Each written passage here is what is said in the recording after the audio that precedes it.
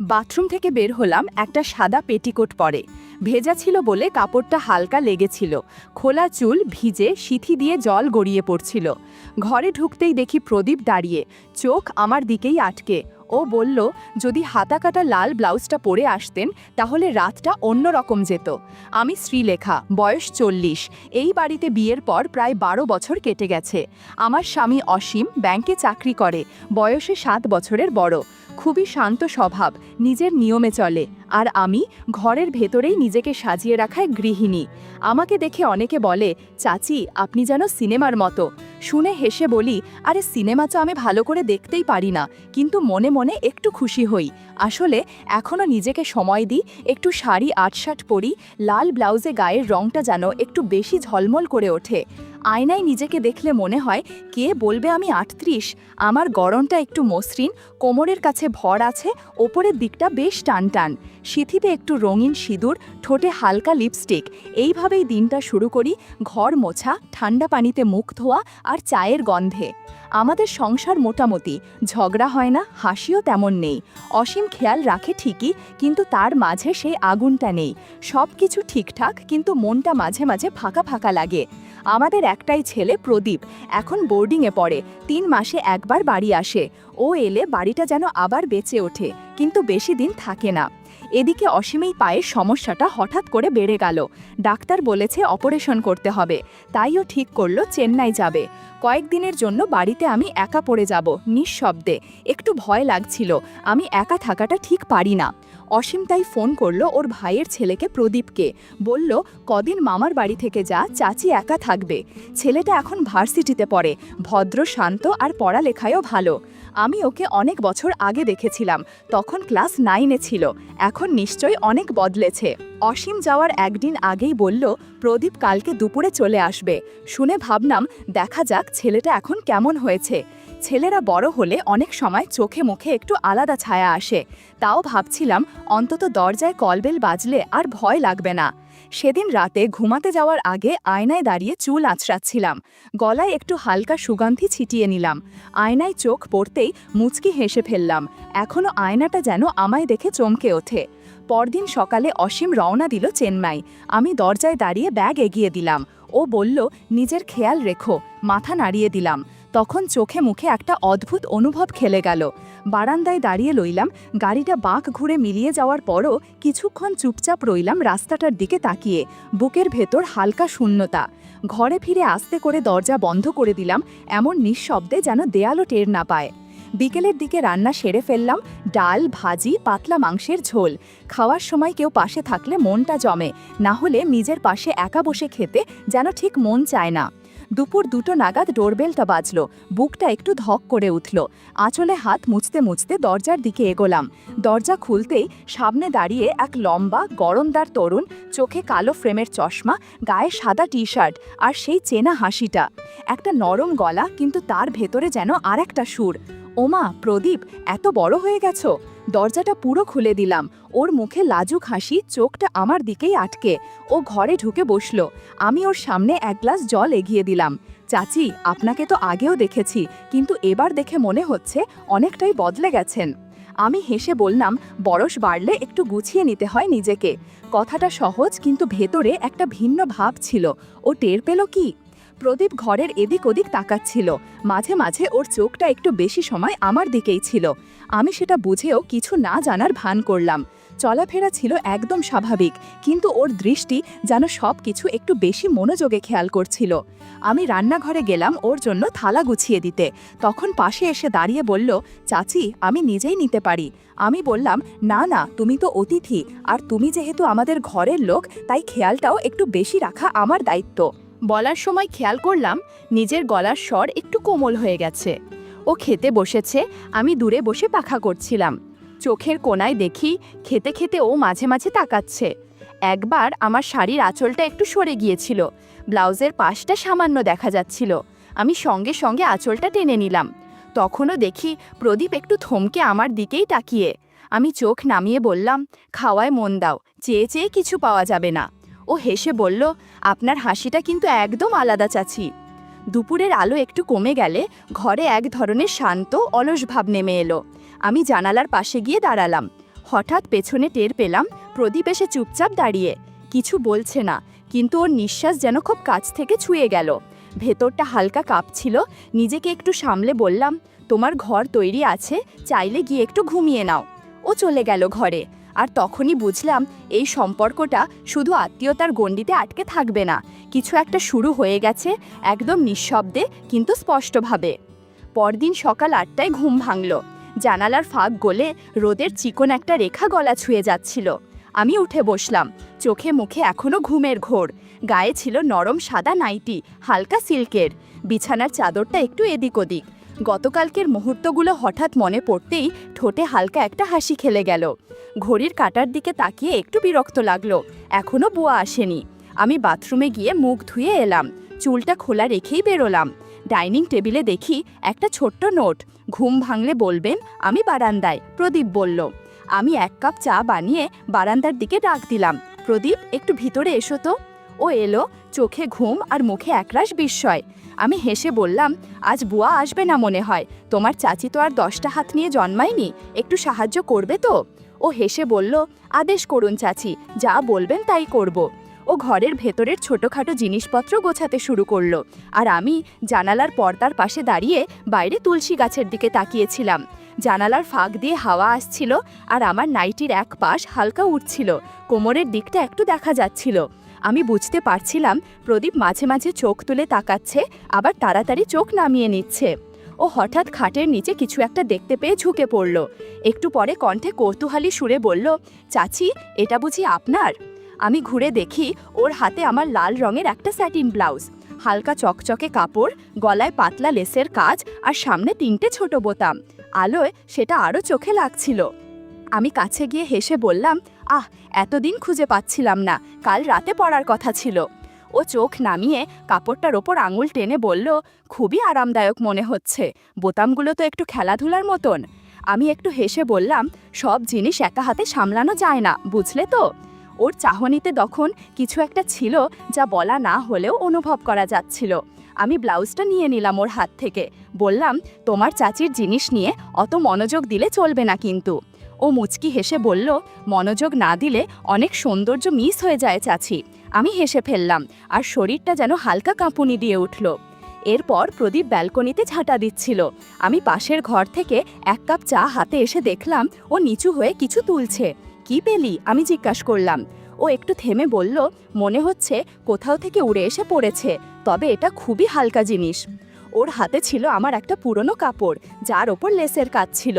দেখে বুঝেই নেওয়া যাচ্ছিল সেটা আমারই। আমি সেটা নিয়ে আলমারিতে রেখে দিলাম, আর রান্নাঘরের দিকে চলে গেলাম। বেলা তখন 2:30 পার হয়ে গেছে। ফ্রিজ খুলে দেখি ডিম নেই, সবজিও প্রায় ফুরিয়ে গেছে। হঠাৎ মনে হলো কিছু হালকা খেতে ইচ্ছে করছে, চটজলদি কিছু হলে ভালো হয়, নুডলসও চলবে। রান্নাঘর থেকে মাথা বের করে বললাম, প্রদীপ, ভাতের হাঁড়িটা চুলায় বসিয়ে দিয়েছি, মাঝে মাঝে দেখে দিও, আমি নিচে দোকানে যাচ্ছি, মিনিট 10 লাগবে। ও বলল, চাচি রোদে বেরোবেন? হালকা শাড়ি পরেছি, সমস্যা হবে না, আর তুমি তো আছো ঘরে। লাল পাতলা শিফনের শাড়িটা কোমরে গুছিয়ে নিলাম, আর ব্লাউজটা ছিল স্লিভলেস। দরজা দিয়ে বেরোতেই বুঝলাম প্রদীপ একবার চোখ তুলে তাকিয়েছে। দোকানে গিয়ে দেখি দোকানদার আগের মতোই হাফহাতা গেঞ্জি আর গামছা কাঁধে। আমাকে দেখে ওর মুখে চেনা হাসি, কিন্তু চোখে যেন অন্যরকম মনোযোগ। বৌদি, এই রোদে কি চান? আমি হেসে বললাম, এই রোদেই তো পুরনো হাড় গলে যায়, আমি তো একেবারে নতুন। আমি একটা লুডুসের প্যাকেট চাইলাম। হালকা হাসির আদান প্রদান চলছিল। তোমার দোকানে তেল মশলার চেয়ে গরম যেন বেশি লাগে, বললাম। সে কানে গামছা ঠেকিয়ে বলল, সবসময় না, তবে কেউ কেউ এলে দোকানটাও গরম হয়ে যায়। আমি একটু হেসে বললাম, তোমার কথার মধ্যে আগুন লুকিয়ে থাকে দেখি। সে নিচু গলায় বলল, আজ রাতে কলা বাগানের পাশে একটু জায়গা ফাঁকা রেখেছি, চাইলে বসে চা খাওয়া যাবে। আমি প্যাকেটটা হাতে নিয়ে মুচকি হেসে বললাম, সন্ধ্যার হাওয়া ভালো থাকলে ভেবে দেখা যাবে। দোকান থেকে বেরিয়ে পেছনে তাকালাম না, তবে জানতাম সে তাকিয়ে আছে, হাঁটার ছন্দ বরাবর, চুপচাপ। ঘরে ফিরে দেখি প্রদীপ চুলার পাশে বসে। সব ঠিক ছিল? জিজ্ঞাসা করলাম। সে মাথা নাড়ল, কিন্তু চোখে যেন অন্য কিছু খুঁজছিল। আমি রান্নাঘরে গিয়ে গ্যাস জ্বালালাম। নুডলস রান্না হয়ে গেলে চুলা বন্ধ করলাম। পছন্দের সেই ঘ্রাণ ছড়িয়ে গেল ঘর জুড়ে।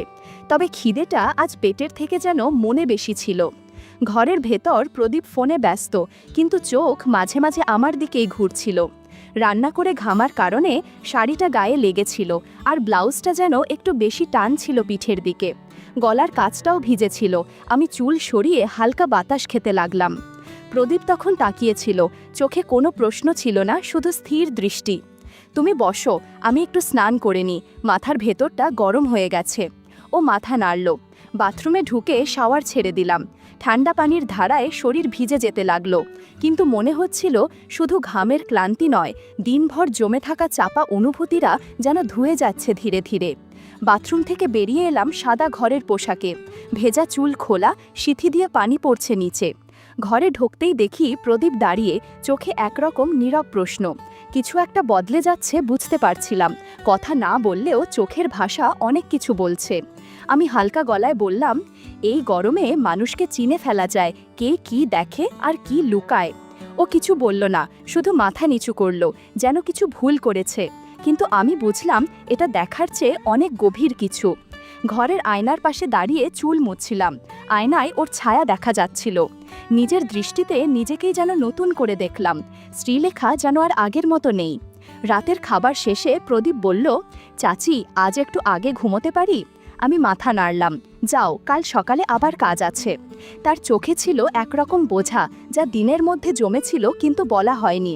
সেই রাতে আমি চুপ করে থাকলাম না। আয়নার সামনে দাঁড়িয়ে শাড়ি পরলাম। মাটিরঙা পাতলা একটা শাড়ি, হালকা সাজ। নিঃশব্দে দরজার ছিটকিনি খুলে নিচে নামলাম। বাড়ির পেছনে পুরনো কলা বাগানটা প্রায় নির্জন, সেদিকে হেঁটে গেলাম। সেখানে দোকানদার দাঁড়িয়েছিল, চেনা মুখ, কিন্তু চোখে অন্যরকম আত্মবিশ্বাস। আমি কাছে গেলাম। সে বলল, আপনার আসার খবর জানলে দুপুরের রোদও সহজ হয়ে যেত। আমি বললাম, রাতের হাওয়া তো এখন বেশ ঠান্ডা, তবুও আপনি এলে সব গরম হয়ে যায়। আমরা পাশাপাশি বসলাম, চুপচাপ।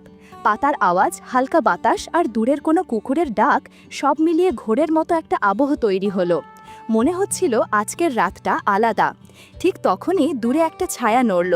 বুঝলাম সেটা প্রদীপ। হয়তো দরজার শব্দে ঘুম ভেঙেছে। ও দাঁড়িয়ে রইল গাছের আড়ালে। আমি দেখেও না দেখার ভান করলাম।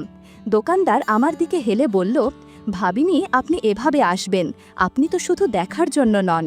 আমি হালকা হেসে প্রদীপের দিকে একবার তাকালাম। ও দেখছিল, চুপচাপ। আমি বুঝলাম এই রাতটা আমার নিজের মতো। ঘণ্টাখানেক পর ফিরে এলাম। পা টিপে টিপে ঘরে ঢুকে শাড়িটা নামিয়ে চেয়ারে রাখলাম। তারপর সোজা বিছানায় গা এলিয়ে দিলাম। চোখ বন্ধ করেও ভাবছিলাম প্রদীপ সব দেখেছে। এখন ওকে কিভাবে সামলাবো? যদি মুখ খুলে ফেলে? তবে আমি জানতাম ওর ভেতর কিছু একটা জন্ম নিয়েছে, আর আমি চাই ধীরে ধীরে সেটা যেন আমার অভ্যাস হয়ে যায়। ওর চোখে আমি যেন এক বিকেলের না ফুরনো আলোর মতো থেকে যাই। সকালে উঠে দেখি জানালার ফাঁক দিয়ে রোদ আসছে ধীরে ধীরে। হালকা ঠান্ডা বাতাস, কিন্তু ঘরের ভেতর একরকম অন্যরকম গরম লাগছিল, যা শুধু তাপমাত্রা দিয়ে বোঝা যায় না, বোঝা যায় চোখের ভাষায়, নিঃশব্দ স্পর্শে। আমি রান্নাঘরে গিয়েই চায়ের জল বসালাম। সঙ্গে দুটো টোস্ট গরম করতে দিতে দিতে পেছনে ঘুরে দেখি প্রদীপ টেবিলে বসে আছে। একগাল থেমে থাকা মুখ, কিন্তু চোখে সেই হালকা ঝাঁঝ এখনো টিকে আছে। ঘুম হয়েছে তো? আমি জিজ্ঞাসা করলাম। মাথা নিচু করে চায়ের কাপড় সামনে রাখলাম। ও একবার মুখ তুলে তাকাল, তারপর ধীরে বলল, আপনি তো মনে হয় ঘুমোননি। আমি হেসে বললাম, সবাই তো একরকম ঘুমায় না প্রদীপ। কারো ঘুম শরীর থেকে আসে, কারো মন থেকে, আর মন যদি চঞ্চল থাকে ঘুম আসে না। ও চায়ের কাপে চুমুক দিয়ে আমার দিকে তাকাল। গতকাল আপনাকে বাইরে যেতে দেখেছিলাম। তার কণ্ঠ মৃদু কিন্তু স্পষ্ট। আমি এক মুহূর্ত চুপ করে তার চোখে তাকালাম। তারপর বললাম, দেখেছো বলেই বলছো, নাকি অন্য কিছু মনে করেছো? প্রদীপ থমকে গিয়ে বলল, ভেবেছি, মিথ্যে বলবো না। আমি হালকা হাসলাম। তারপর ধীরে বললাম, তোমার চাচা এখন বয়সে বড়, রুটিন, দায়িত্ব আর নীরবতায় বাধা, কিন্তু আমি এখনও আলোর দিকে তাকাতে ভালোবাসি। গন্ধ, ছোঁয়া, দৃষ্টি তো বয়স দেখে না, তাই না? প্রদীপ চোখ নামিয়ে ফিসফিস করল, সবার বুঝতে পারা হয় না চাচি। আমি বুঝি, আমি বললাম। আমি চায়ের কাপটা এগিয়ে দিলাম। বোঝার আর জানার মধ্যে পার্থক্য আছে প্রদীপ। কেউ বোঝে, কেউ জানে, আবার কেউ অনুভব করে। ও একটু কাছে এসে বলল, আপনি চাইলে আমি আপনার মন বোঝার চেষ্টা করব, শুধু চোখ দিয়ে নয়, সময় নিয়ে, ধীরে ধীরে। আমার বুক তখন একটু ধকধক করছিল, কিন্তু ঠোঁটে এক হালকা হাসি।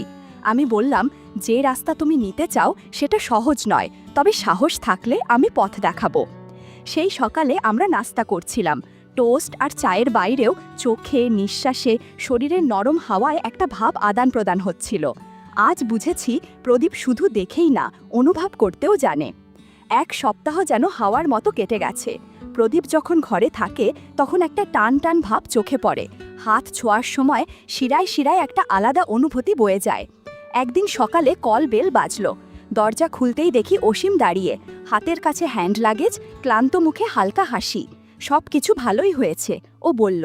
আমি মাথা নেড়ে জানালাম, তাই তো দেখছি। ওর মুখ দেখে বুঝতে পারছি এখন অনেক বেশি শান্ত ও ফুরফুরে অনুভব করছে। অসীম ফিরে এলেও ঘরের বাতাস আগের মতো লাগছিল না। আমি সাজানো বিছানায় বালিশ ঠিক করছিলাম, চোখে যেন মাঝে মাঝে প্রদীপের মুখ ভেসে উঠত। বিকেলে প্রদীপ আর অসীমের কথা হলো, বাড়ির খোঁজখবর নিল। সন্ধ্যা নামতেই অসীম একটু উৎসাহ নিয়ে বলল, আজ রাতটা একটু অন্যরকম হোক, অনেক দিন তো দূরে ছিলাম। আমি চুপচাপ মাথা নেড়ে বললাম না কিছু। সেই রাতে ওর স্পর্শ পেলাম ঠিকই, কিন্তু আমার মনে কিছু স্পর্শ পেল না। অসীম পাশে থাকলেও মন ছিল অন্য কোথাও। রাত প্রায় 12টা বাজে গেছে, অসীম ঘুমিয়ে গেছে। আমি ধীরে উঠে দরজা খুলে বাইরে এলাম।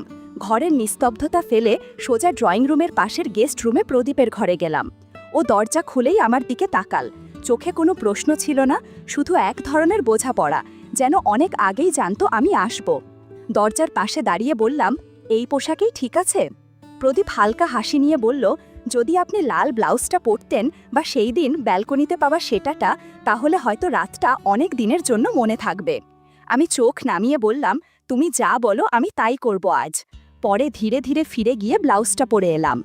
চোখে হালকা কাজল, ঠোঁটে একটু লিপস্টিক আর হালকা সুগন্ধি লাগালাম। তারপর আবার প্রদীপের ঘরে ঢুকলাম। সেই রাতটা ছিল একেবারে আলাদা। কোনো বেশি কথা ছিল না, শুধু এক গভীর বোঝাপড়া। বুঝলাম আমার প্রতিটি অনুভূতি, ইচ্ছা কেউ সত্যিই বুঝতে শুরু করেছে। ভোরে উঠে দেখি প্রদীপ ব্যাগ গোছাচ্ছে। বলল, চাচা ফিরেছেন, এখন আমাকে যেতে হবে। আমি বললাম, সব কিছু ঠিক থাকবে তো? ও ফিরে তাকিয়ে বলল, আপনিই তো শিখিয়েছেন কিভাবে অভ্যাস তৈরি করতে হয়। আমি আস্তে বললাম, যেটা স্বামী বুঝতে পারেনি সেটা তোমার কাছেই পেয়েছি।